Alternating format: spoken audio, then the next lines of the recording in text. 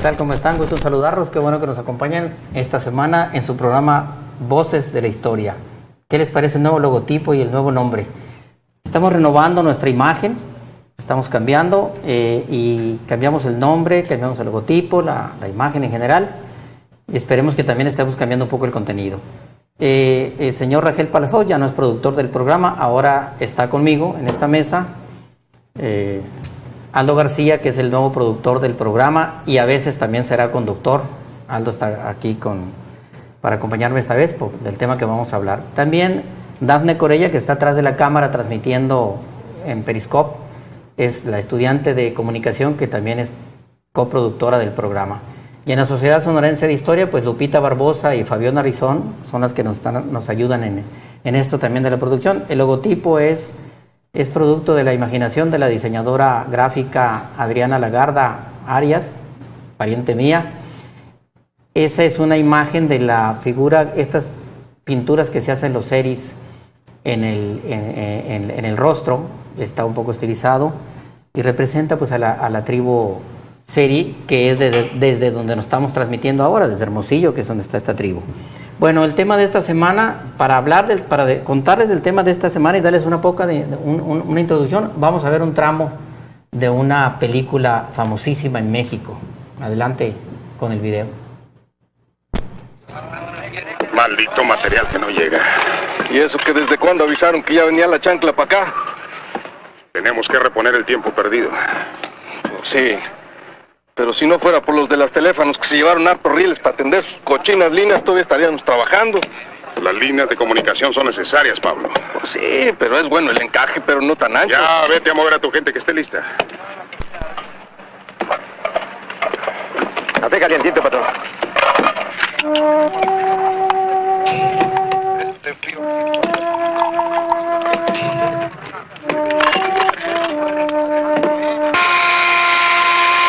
Ahí viene la chancluda, vamos a darle paso, si no va a haber bronca con el mayor.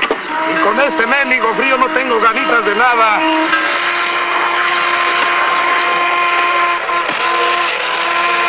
¡Vamos! ¡A descargar todo el mundo! ¡Rápido! ¡Vámonos, vámonos! ¡Vámonos!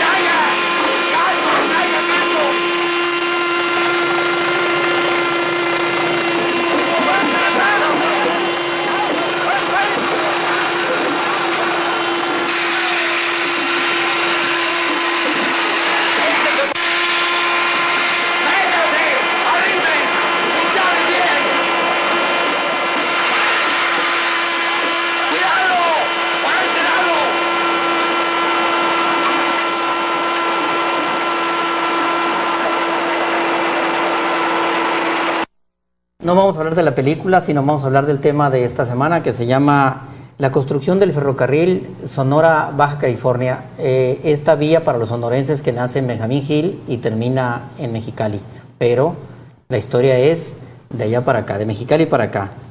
Pues vamos a empezar, Aldo, con... Una gran película, ¿no? Sin duda. Bueno, la película es una de las clasificadas como las... Es la número 88 de las 100 mejores películas de la historia de México, incluyendo, pues, la mayoría son del cine de la época de oro. De la época de oro del cine nacional, y es la película que trata sobre la construcción del ferrocarril. Bueno, vamos a empezar diciendo que desde 1887 el gobierno porfirista estableció que se construyeran una vía del ferrocarril desde que uniera Baja California y que llegara a Puerto Isabel, cerca de Puerto Peñasco, pasara por Magdalena y luego siguiera hacia Chihuahua a un lugar que se llamaba Corralitos, y de Corralitos al Paso del Norte, que es Ciudad Juárez. Pero resulta que esa vía no se hizo. Y en 1900, cuando empezó esto de la producción agrícola, de la explotación agrícola en el Valle Imperial en California, esa empresa del deslinde de las tierras y de irrigación puso en la frontera un campamento que con el tiempo se convirtió en una ciudad que es Calexico. Okay. Y ahí junto a Calexico, la frontera de Mexicali, los mexicanos pusieron también un asentamiento urbano. Perfecto. Que en 1901 se le llamó Mexicali. Mexicali fue fundado oficialmente en 1904. Pues entonces Mexicali empezó a crecer por el Valle Agrícola y hubo la necesidad de comunicar a Mexicali con el resto del país, con México. Primero con su vecino, ¿no? Pues lo primero que se pudo hacer es con su vecino, que era Estados Unidos. Y Estados Unidos construyó una línea ferroviaria entre San Diego, entrando por Tijuana, Tecate, y luego entrando otra vez a Estados Unidos, al centro de California, que terminaba acá en Calexico. Pero Mexicali seguía aislado del resto del país. Exacto. Que lo más cercano que tenían era Peñasco y Santana o Magdalena, Santana en Sonora. Con las inclemencias que veíamos aquí en el... Pues imagínense, ¿no? Pues es el mismo clima que ha habido siempre, ese desierto. Ese gran desierto. Se hicieron algunos esfuerzos. En 1918, el Esteban Cantú, que era gobernador del territorio, en ese tiempo ni siquiera estado era, trató de hacer una vía que comunicara a Mexicali con el puerto de San Felipe, pero fue suspendida por la Primera Guerra Mundial. ¿Cuántos kilómetros era esa distancia? Eran no sé exactamente, unos 100 y tantos kilómetros, pero no se hizo más que un pedacito de 14 kilómetros a un lugar llamado Pascualitos en el desierto.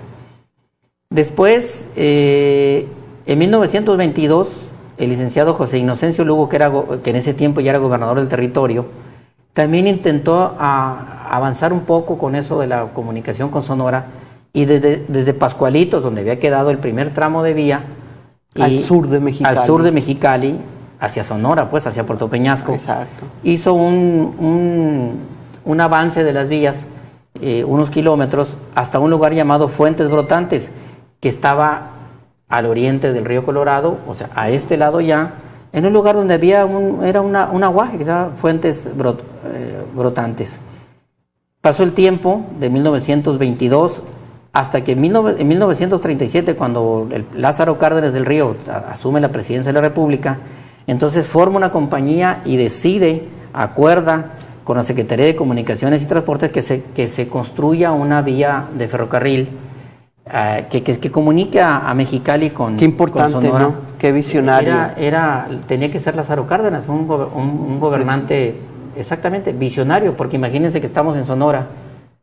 Ni siquiera la carretera existía de aquí a... Ni tren de Guaymas Nogales a Guaymas a Sur, el tren.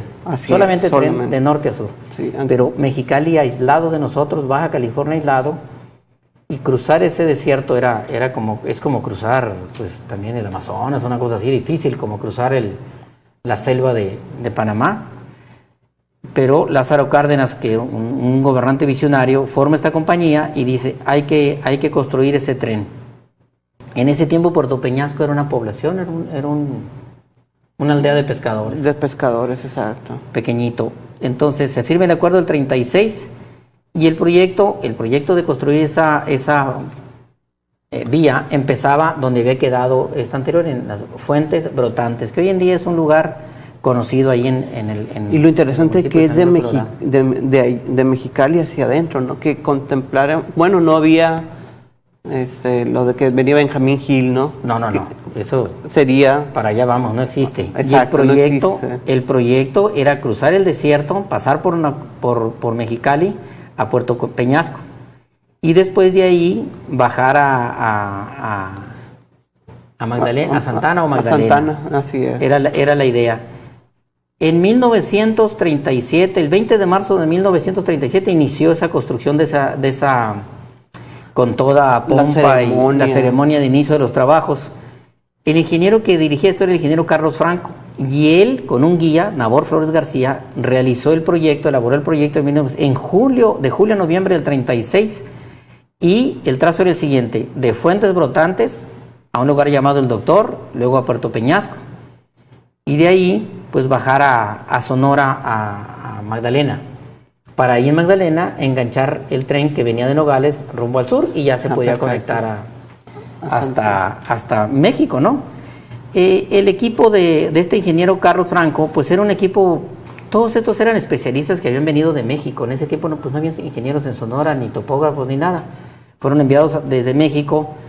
Había un ingeniero llamado López Collada, que curiosamente este ingeniero era hermano de María Luisa López Collada, esposa del señor Bill Richardson, que era el director del Banco de América en México, y padre del futuro gobernador del estado de Nuevo México, Bill Richardson, que fue gobernador. Y puedo platicar una anécdota. Cuando yo escribí este artículo y lo publiqué, se comunicaron conmigo del gobierno de Nuevo México, de parte del señor Bill Richardson, que querían que les enviara esta historia porque él la quería conocer. De niño había vivido en México y había escuchado.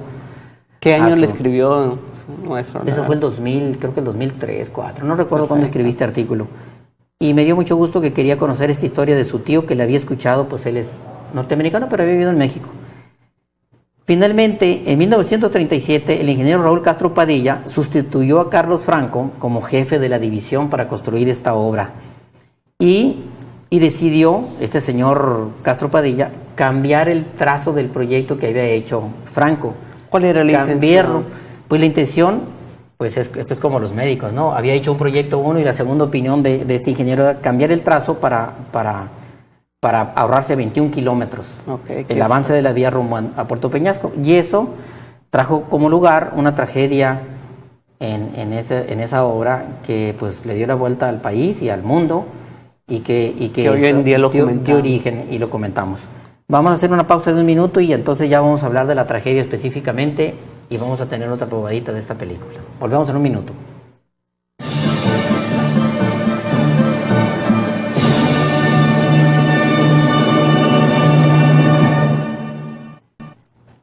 Bueno, pues esto fue lo que pasó cuando el ingeniero encargado del proyecto, Castro Padilla, decidió cambiar el trazo de la ruta de la vía.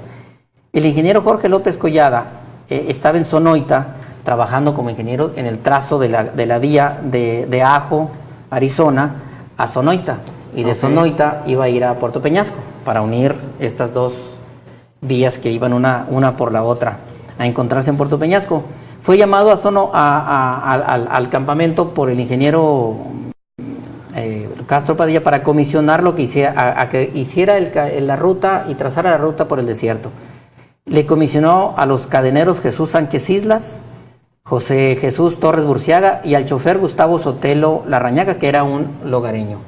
Entonces el ingeniero el topógrafo con 2 cadeneros salió. El 1 de julio se instalaron en el campamento del doctor, para luego salir el siguiente día a trabajar. Normalmente entre las reglas estaba que tenían que salir 2 carros, una camioneta, un pick-up, suficiente agua, suficiente gente, y no salir solos, una sola brigada. Pero estos rompieron el protocolo de seguridad y se fueron en una camioneta, una vagoneta con 60 litros de agua, que era muy poca para las condiciones. Cuando salieron, López Collada le comentó a su jefe, le dijo: si no regresamos para el miércoles, vayan a buscarnos. El desierto es brutalmente peligroso, es facilísimo perderse porque no hay referencias. Exacto. No hay referencias para cerros, pues. Por eso es muy fácil perderse, pero además, pues se suponía que era topógrafo, pero ¿qué podía hacer? ¿Llegó el miércoles? No, llegó el jueves. El jueves ya se empezaron a preocupar y y fueron ahí a buscarlos, mandaron un vehículo a buscar a dónde habían salido y los brigadistas regresaron en la tarde y no encontraron nada. En la madrugada del viernes, el cocinero del campamento que madrugaba a hacer el desayuno, vio una fogata en el horizonte y le avisó al ingeniero, al jefe, y le dijo que había algo ahí. El tractorista, el del D9, el tractor ahí, dijo, él se ofreció como voluntario para usar el tractor para ir a buscarlos. Y le dijo, no se lo prohibió, dijo, es muy peligroso, el tractor también se puede hundir. Pues el sábado la alarma ya llegó a nivel rojo, ya era demasiado tiempo y se organizaron 2 brigadas para salir a buscarlos. Salieron las 2 brigadas, regresaron en la tarde porque era dificilísimo, estaban en pleno julio. El calor era brutal, al aire libre y esta gente, la mayoría era gente del Distrito Federal, del sur del país. No era gente sonorense, eran gente desconocedora del desierto.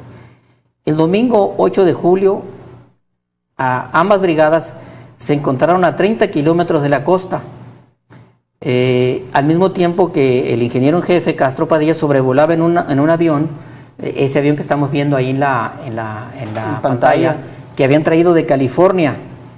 Trajeron de California un avión y la Fuerza Aérea Mexicana también envió 2 aviones corsarios enviados desde Hermosillo para la búsqueda ya por avión y por tierra. Las 2 brigadas con todas las normas de seguridad estaban ahí buscándolos por tierra y los aviones sobrevolaban la zona y les hacían señas o los iban guiando a los de abajo. Perfecto. Ya era una nota internacional. Sí, pues ya era la búsqueda de la brigada de topógrafos.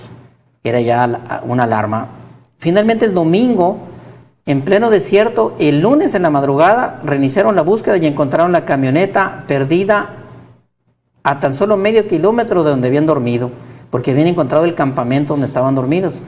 La camioneta estaba abandonada, sin agua ni gasolina y con las luces encendidas. Eso les dijo a los buscadores que posiblemente en la noche la abandonaron y se fueron caminando a buscar qué hacer. Finalmente siguieron las huellas dejadas por los topógrafos, la brigada, hacia el norte y luego se dieron cuenta que regresaban hacia el sur y luego hacia el norte, lo que daba la señal de que ya iban desorientados totalmente. Los exploradores, los buscadores caminaron 10 kilómetros hasta que ya en la noche las llantas de los carros, de los mismos carros de ellos, de los exploradores, se les explotaron, se les poncharon y suspendieron la búsqueda, colocando en ese lugar una bandera como señal para reanudar la búsqueda el siguiente día. El martes 10 de julio reanudaron la búsqueda desde donde habían dejado la bandera. Decidieron que 2 personas a pie se dijeran el paso de los vehículos. A unos 2 kilómetros adelante localizaron el cadáver del ingeniero Jorge López Collada, el ingeniero, que por cierto ahí está el lugar donde lo encontraron. López Collada estaba boca abajo con la cabeza apoyada en el brazo izquierdo como almohada, cerca de un matorral. Imagínense, Hediondilla, el matorral de Hediondilla no tiene una altura más de 1 metro. Así es. ¿Qué sombra ni puede dar? robusto. Donde había unas cartas escritas a su esposa, una lámpara de mano, su pluma fuente y su lapicero. El cuerpo fue cubierto por una lona y puso un letrero uno de los compañeros: López Collada, muerto, faltan 3. Eso lo puso en la arena para que lo vieran los aviones. Los de los aviones, los busca. Al darse cuenta de lo que estaba alrededor de López Collada, supusieron que los 4 se habían reunido en ese lugar y que este ingeniero, por cansancio o debilidad, pues decidió quedarse ahí y los otros 3 decidieron seguir su camino. Pero no se dieron cuenta, no pudieron saber los exploradores qué rumbo habían tomado los otros 3. Finalmente la brigada reanudó la búsqueda siguiendo las huellas y a unos 2 kilómetros adelante, al llegar a una hondonada, el avión que estaba sobrevolando el ingeniero Castro Padilla, el jefe, el superintendente, les envió un mensaje diciéndolo que poco más adelante volaría en círculos para volar e indicarles el lugar donde había encontrado otros cuerpos sin vida. El avión localizó los otros 2. Perfecto. Eran Jesús Sánchez Islas y Jesús Torres Burciaga, quienes estaban tendidos bajo una enramada de Hediondilla con los torsos desnudos y las camisas sobre la enramada a manera de toldo para protegerse de los rayos del sol. ¿Qué tanta sombra podían haber tenido? Estaban totalmente calcinados, las manos encrispadas, con la muerte, con el rostro que reflejaba la muerte. 300 metros adelante estaba el cuerpo de Gustavo Sotelo, el chofer, que tenía puesto el sombrero Sarakov del ingeniero López Collada y unos binoculares.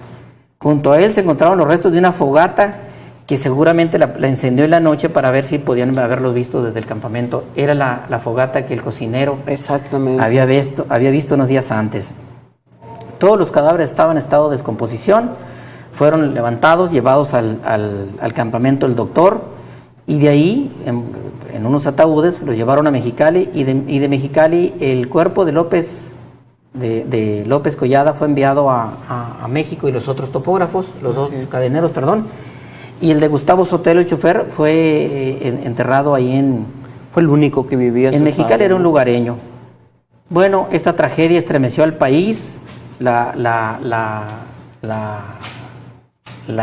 suceso y la construcción del ferrocarril continuó hasta 1940, cuando 3 años después llegó la vía a Puerto Peñasco. El servicio de Puerto Peñasco a Mexicali pues siguió con el tren. Ahí vemos esa imagen donde se pone en honor a estos mártires, digamos, se pusieron sus nombres a algunas estaciones de ferrocarril. Están las 4 estaciones: Gustavo Sotelo, López Collada, Torres Burciaga y Sánchez Islas.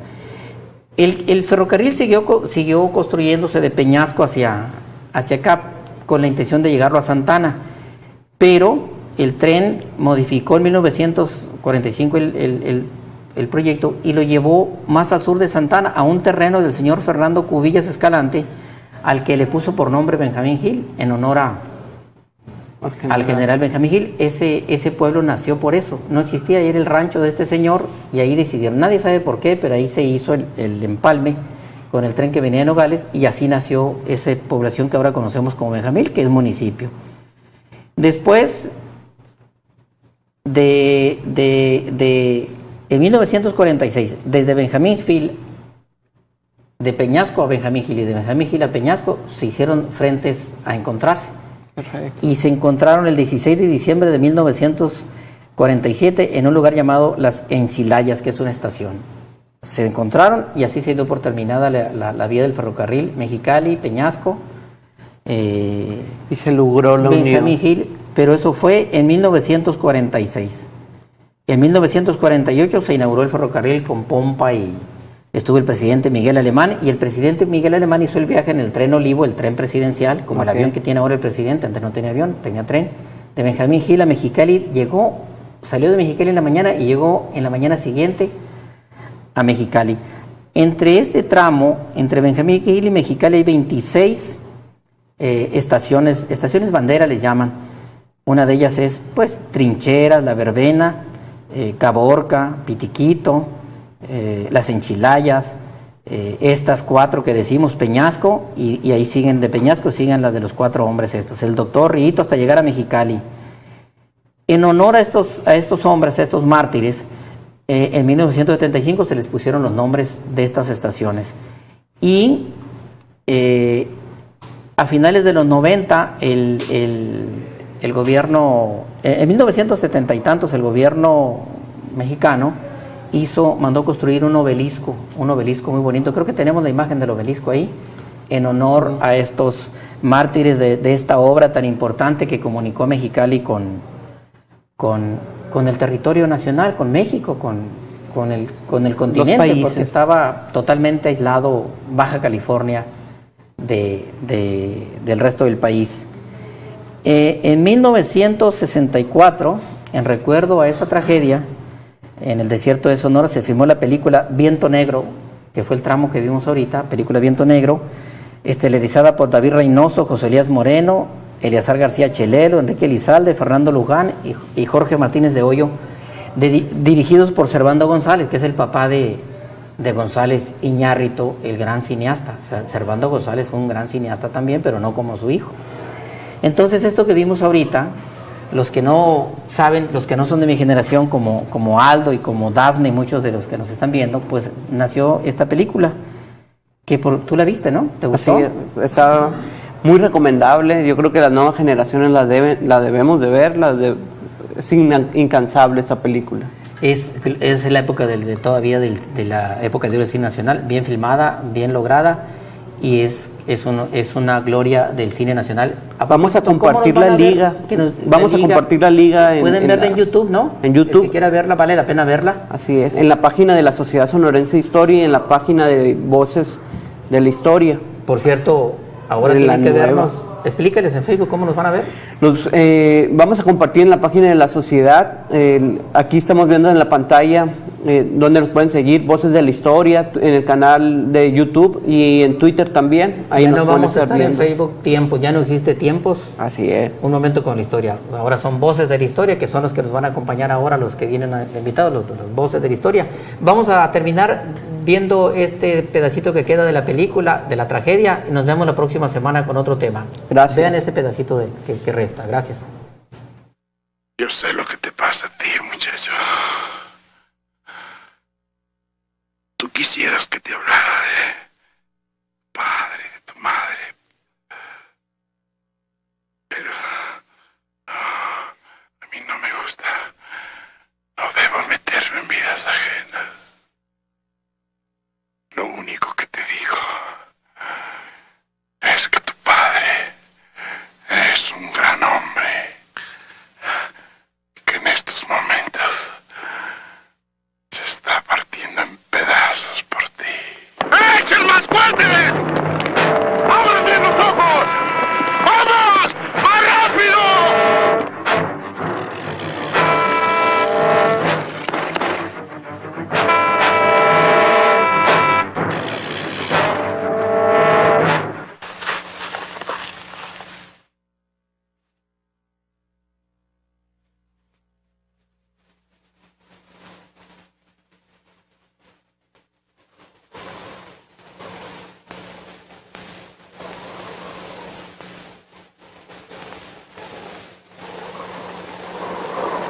¡Viento negro! ¡Viento negro! ¡No importa! ¡Con él seguimos!